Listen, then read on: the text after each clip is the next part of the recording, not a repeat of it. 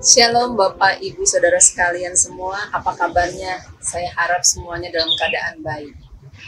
Kali ini saya tertarik untuk membahas mengenai perkara kecil yang terdapat dalam Lukas 16 ayat 10-12. Dan ternyata jika kita baca keseluruhannya, ini membahas mengenai uang.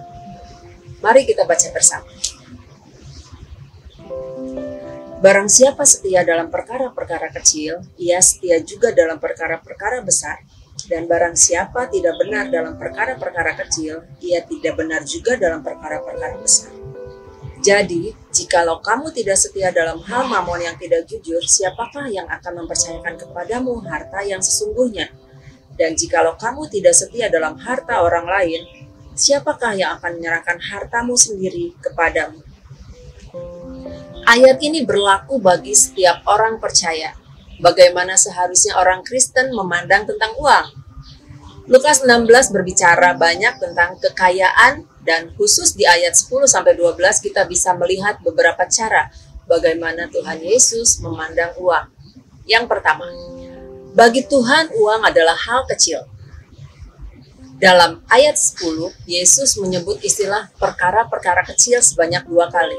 Jika dilihat dari ayat sebelumnya, membicarakan tentang perumpamaan bendahara yang tidak jujur, dan ayat sesudahnya menyebutkan mamon atau harta.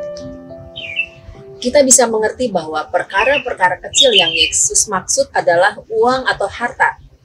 Bagi sebagian besar manusia, uang adalah perkara besar dalam hidup. Hampir semua hal memerlukan uang. Banyak orang khawatir karena uang, sebab berbagai kebutuhan hidup menuntut adanya uang yang cukup. Tetapi dalam Lukas pasal 16, uang merupakan perkara-perkara kecil. Kebenarannya ini setidaknya mengajarkan 2 hal. Yang pertama, kita tidak perlu merasa khawatir tentang masalah uang. Apa yang nampak besar bagi kita adalah masalah kecil bagi Tuhan. Tuhan berdaulat atas hidup kita, maka Ia sanggup memenuhi apa kebutuhan kita. Yang kedua, fokus hidup kita jangan berfokus pada uang. Tuhan menyiapkan perkara besar, yaitu perkara kerajaan Allah. Yang kedua, bagi Tuhan, uang adalah titipan.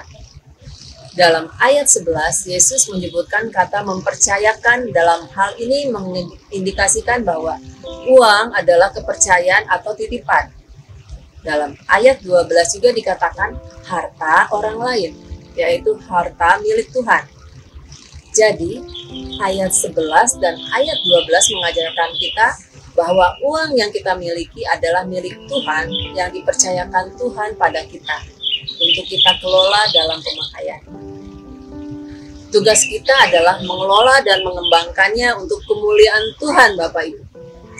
Jika kita sadar bahwa apa yang kita miliki adalah milik Tuhan, kita akan bijak dalam mengelola atau mempergunakan uang. Ada quote, mereka yang diberi kekuatan besar dituntut tanggung jawab yang besar juga. Kita harus menyadari bahwa hikmat, kesehatan, atau semua yang kita miliki saat ini adalah milik Tuhan dan hanya titipannya saja. Oleh sebab itu, kita sebaiknya menggunakannya untuk perkara-perkara besar, yaitu untuk mendukung perluasan kerajaannya di bumi. Yang ketiga, bagi Tuhan uang adalah ukuran kesetiaan. Dalam ayat 10-12 ini berkali-kali disebut kata setia. Artinya harta atau uang dalam ayat ini adalah indikator kesetiaan manusia. Pertanyaannya adalah, kesetiaan dalam hal apa? Setidaknya ada 2 cakupan kesetiaan yang diajarkan dalam ayat ini. Yang pertama, setia dalam pengelolaan. Yesus menghendaki pengelola yang setia, bukan yang cerdik. Sebab dalam ayat 8-9 terlihat bahwa pengelola yang cerdik namun tidak jujur, sama sekali tidak berkenan di hadapan Tuhan. Jika kita telah lulus dalam hal kesetiaan dalam pengelolaan, kita akan layak untuk mengelola harta yang sesungguhnya. Harta yang sesungguhnya dalam ayat 11 mengarah pada hal yang bersifat kekal, yaitu jiwa-jiwa. Kita dipercayakan untuk menjadi agen kekekalan, dan itu merupakan tugas yang mulia. Yang kedua, setia dalam pengabdian. Keberadaan uang bisa menjadi ukuran kesetiaan pengabdian. Apakah kita mengabdi pada Tuhan atau mamon? Mamon adalah istilah dalam bahasa Aram yang berarti kekayaan, tetapi penggunaan kata mamon dalam ayat ini menggambarkan pengabdian seseorang pada kekayaannya. Bapak Ibu, keberadaan uang menggambarkan siapa kita. Karakter seseorang bisa diuji melalui uang.